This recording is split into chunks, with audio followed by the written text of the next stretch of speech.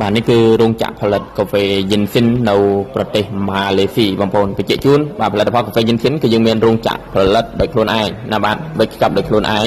នៅប្រទេសម៉ាឡេស៊ីបាទដែលធានាជូនគុណភាពសុវត្ថិភាពក៏ដូចជាទំនុកចិត្តបាទនេះគឺការទស្សនកិច្ចណាបាទនៅក្នុងការ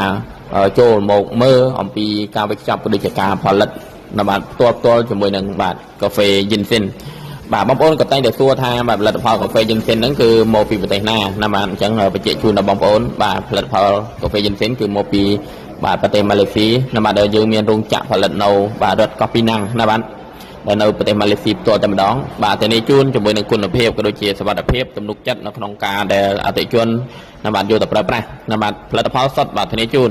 បាទដើមកំណើតផលិតផលគឺនៅម៉ាឡេស៊ីបងប្អូនបាទអញ្ចឹងរាល់ការទិញណាបាទយកទៅប្រើប្រាស់ក្នុងទីផ្សារគឺបាទសុវត្ថិភាព